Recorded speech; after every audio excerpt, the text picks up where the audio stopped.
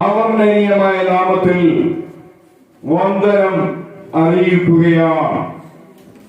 മാറ്റമില്ലാത്ത ദൈവത്തിന്റെ വചനത്തിലേക്ക് നമ്മൾ കടന്നു പോവുകയാണ്.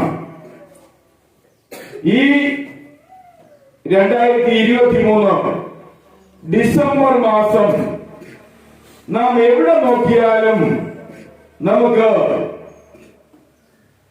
പ്രധാനപ്പെട്ട 3 കാഴ്ചകൾ കാണുവാൻ കഴിയും. ലോകത്തിൽ എവിടെ നോക്കിയാലും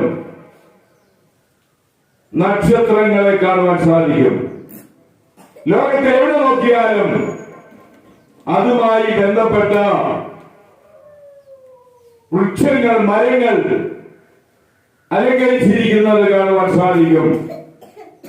അതുമാത്രമല്ല, അതിനോട് ബന്ധപ്പെട്ട് എവിടെയും പ്രകാശപൂരിതമായ അനുഭവങ്ങളാണ് നമ്മുടെ കണ്ണുകൾക്ക് ആനന്ദകരമായി കാണുവാൻ കഴിയുന്നത് എന്ന് കർത്താവിന്റെ നാമത്തിൽ ഓർപ്പിക്കട്ടെ.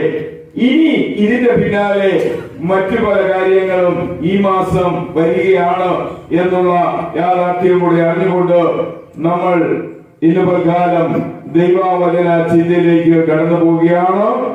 മാറ്റമില്ലാത്ത ദൈവമക്കളെ, 3 പ്രധാനപ്പെട്ട കാര്യങ്ങൾ മറക്കരുത്.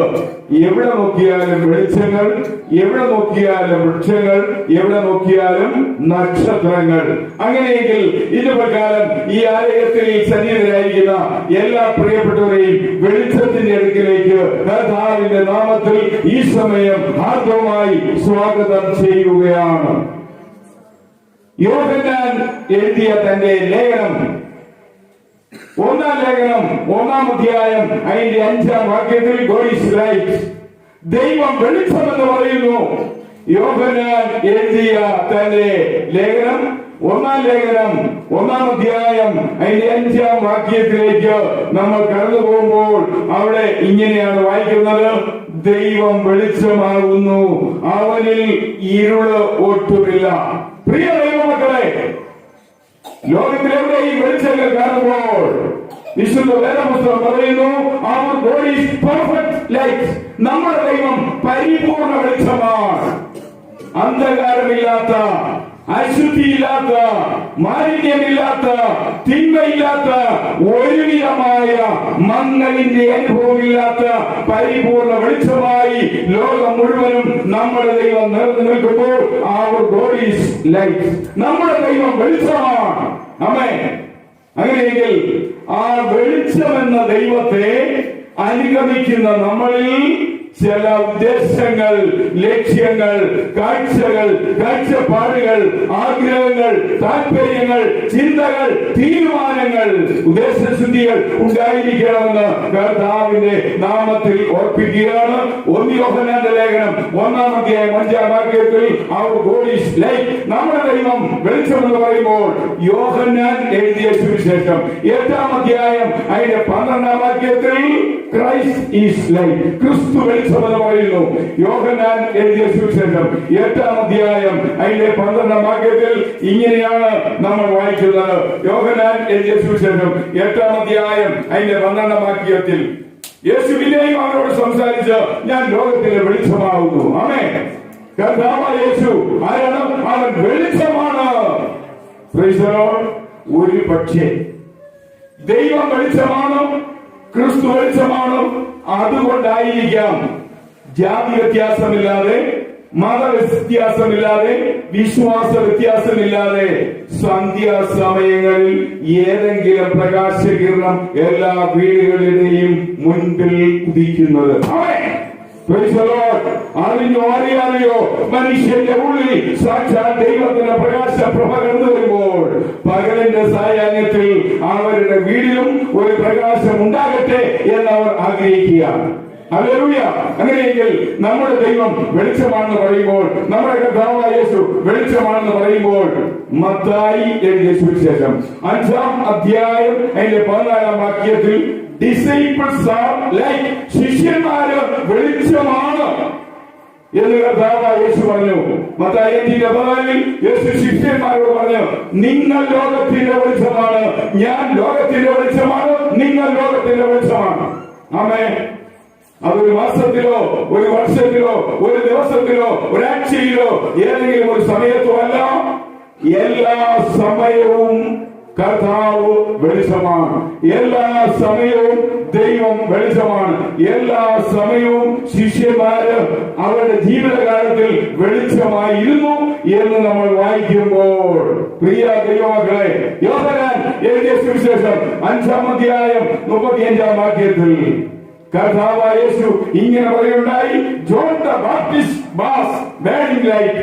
യോഹന്നാൻ സ്നാപകൻ ജ്വലിക്കുന്ന വെളിച്ചമായിരുന്നു, ജ്വലിക്കുന്ന പ്രകാശമായിരുന്നു, ജ്വലിച്ചു പ്രകാശിക്കുന്ന വെളിച്ചമായി യോഹന്നാൻ സ്നാപകനെ കുറിച്ച് നമ്മുടെ യേശു പറഞ്ഞു. ആമേൻ. മറക്കരുത്, ദൈവം വെളിച്ചമാണ്, ക്രിസ്തു വെളിച്ചമാണ്, ശിഷ്യന്മാർ വെളിച്ചമാണ്, യോഹന്നാൻ സ്നാപകൻ വെളിച്ചമാണ്. അങ്ങനെയെങ്കിൽ ഫിലിപ്പിയ ലേഖനം 2-ാം അധ്യായം 15-ാം വാക്യത്തിൽ ഇങ്ങനെ വായിക്കുന്നു, all believers are lights. എല്ലാ വിശ്വാസികളും പ്രകാശമാണ്, പ്രകാശങ്ങളാണ്, പ്രകാശഗോളങ്ങളാണ്. ആമേൻ. ഫിലിപ്പിയ ലേഖനം 2-ാം അധ്യായം അതിന്റെ 15-ാം വാക്യത്തിൽ ഇങ്ങനെയാണ് പറഞ്ഞത്, നിങ്ങൾ നിഷ്കളങ്കരും നിരപരാധികളും ദൈവത്തിന്റെ കുറ്റമറ്റ മക്കളുമായി വക്രതയും വഷളത്വവും നിറഞ്ഞ തലമുറയുടെ നടുവിൽ വെളിച്ചമായി ലോകത്തിൽ പ്രകാശിക്കട്ടെ. ആമേൻ. ദൈവമക്കളെ, ദൈവം വെളിച്ചമാണോ? ക്രിസ്തു വെളിച്ചമാണോ?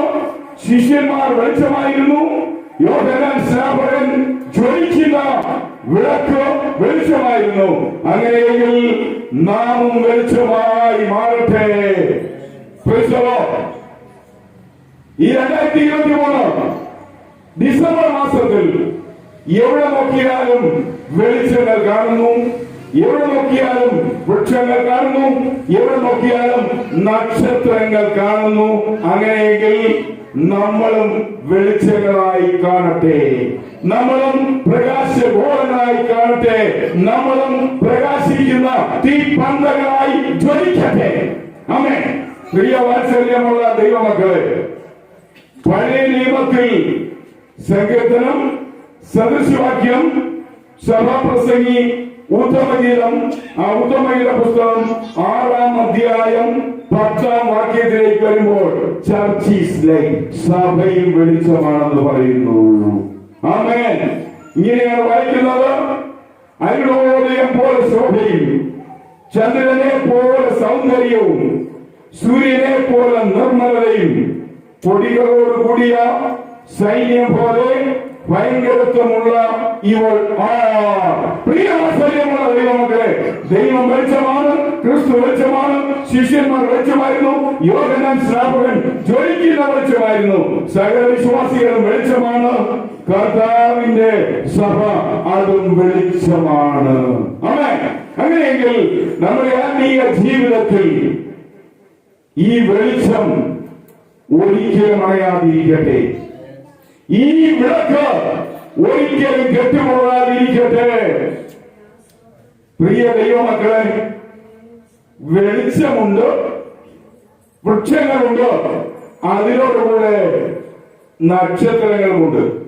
നമ്മൾ ലോകവ്യാപകമായി നോക്കിയാൽ ഈ 3 കാര്യങ്ങളിൽ വെളിച്ചങ്ങൾ, വൃക്ഷങ്ങൾ, നക്ഷത്രങ്ങളിൽ ഈ 3-ൽ മുൻപന്തിയിൽ നിൽക്കുന്നത് ഏതാണ്?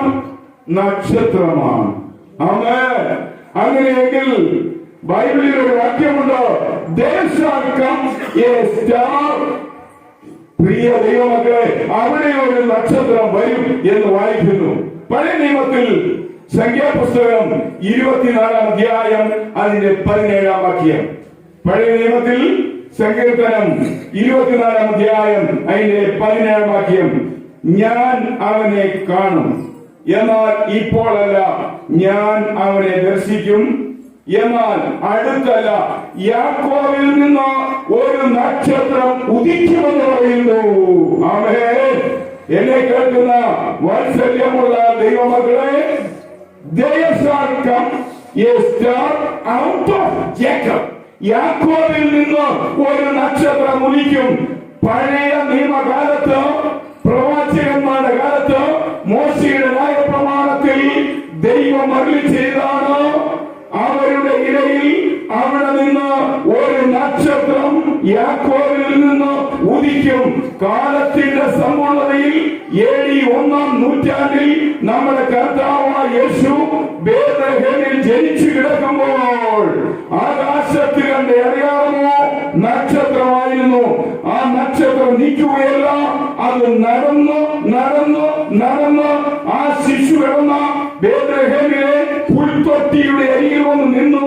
ആ നക്ഷത്രത്തെ പിൻഗണിച്ച വിദ്വാൻമാര് അവിടേക്ക് വന്നുവെങ്കിൽ, പ്രിയ ദൈവമക്കളെ, ഈ നക്ഷത്രം സാധാരണ ആകാശത്ത് കാണുന്ന, ഇപ്പോൾ കണ്ടിരിക്കുന്ന ഒരു നക്ഷത്രമല്ല. പിന്നെയോ അത് നമ്മുടെ കർത്താവാണ്. ഹല്ലേലൂയ. ആ നക്ഷത്രം യേശുവിന്റെ പ്രതീകമാണ്, യേശുവിന്റെ നിഴലാണ്, യേശുവിന്റെ ഛായയാണ്, യേശുവിന്റെ രൂപമെങ്കിൽ, പ്രിയ ദൈവമക്കളെ, നമ്മുടെ വീടിന്റെ വാതിൽക്കൽ ഒരു സ്റ്റാർ തൂങ്ങുമ്പോൾ നമ്മൾ അറിയണം, ഇത് ഷാഡോയാണ്, യേശുവിന്റെ നിഴലാണ്. ആമേൻ. നമ്മെ നടത്തുവാൻ, നമ്മെ നയിക്കുവാൻ, നമ്മളെ സൂക്ഷിക്കുവാൻ, നമ്മളെ സുസ്ഥിരമാക്കുവാൻ, നമ്മളെ അന്ധകാരം മാറ്റുവാൻ, നമ്മുടെ പ്രാകൃത മാറ്റുവാൻ, നമ്മുടെ തിന്മ മാറ്റുവാൻ, നമ്മുടെ എല്ലാ ഈ ലോകത്തിലെ ലൗകിക പാകപ്പുഴകളെ മാറ്റി പരിശുദ്ധിയുടെ പരിപൂർണതയിൽ നമ്മളെ കൊണ്ടെത്തിക്കുവാൻ ഒരു നക്ഷത്രം ഉദിച്ചതോ യേശുവാണ്. ആമേൻ. ആ യേശുവാകുന്ന നക്ഷത്രം അത് നമ്മുടെ ജീവിതത്തിൽ പ്രകാശം കാണിച്ചു തരട്ടെ. ആ നക്ഷത്രം നമ്മുടെ ജീവിതത്തിൽ പ്രകാശത്തോടെ ഉദിച്ചു നിൽക്കട്ടെ. ആ നക്ഷത്രം നമ്മുടെ ജീവിതത്തിൽ ജ്വലിക്കട്ടെ, ജ്വലിച്ച് പ്രകാശിക്കട്ടെ. ആ ജ്വാലയിലൂടെ നമ്മുടെ ജീവിതം സന്തുഷ്ടമായി, സമാധാനമായി, ശാന്തസുന്ദരമായി, അനുഗ്രഹിക്കപ്പെട്ട ഐശ്വര്യപൂർണ്ണതയിലേക്ക് നയിക്കപ്പെടുവാൻ ദൈവം ഇടയാക്കട്ടെ. ആമേൻ. പ്രിയ വാത്സല്യമുള്ള ദൈവമക്കളെ, അങ്ങനെയെങ്കിൽ മത്തായി സുവിശേഷം 2-ാം അധ്യായത്തിൽ കാണുന്ന ക്രിസ്മസ് സ്റ്റാർ, അത് കർത്താവായ യേശുവിന്റെ നിഴലാണ്. ആ കർത്താവായ യേശുവിന്റെ നിഴലാകുന്ന നക്ഷത്രത്തെ നമ്മൾ എന്ത് ചെയ്യണം? അനുഗമിക്കണം എന്ന് പറയുമ്പോൾ, ദാനിയേലിന്റെ പ്രവചനം 12-ാം അധ്യായം അതിന്റെ 3-ാം വാക്യം, ദാനിയേൽ പ്രവചനം 12:3, നിലത്തിലെ പൊടിയിൽ നിദ്ര കൊള്ളുന്നവരിൽ ചിലർ നിത്യജീവനായും ചിലർ ലജ്ജയ്ക്കും നിത്യനിന്ദയ്ക്കുമായി ഉണരും. ഇനി അതിന്റെ 3-ാം വാക്യത്തിലേക്ക് പോവാം. എന്നാൽ ജ്ഞാനികൾ ആകാശത്തിന്റെ പ്രഭ പോലെയും പലരെയും നീതിയിലേക്ക് തിരിക്കുന്നവർ നക്ഷത്രങ്ങളെ പോലെയും എന്നേക്കും പ്രകാശിക്കും. ആമേൻ. പ്രിയ ദൈവമക്കളെ, നമ്മൾ വിശ്വാസികൾ, ദൈവമക്കൾ, ദൈവജനം, ക്രിസ്തുവിന്റെ ദാസന്മാരാകുന്ന സഭയാകുന്ന നമ്മൾ എന്ത് ചെയ്യണം?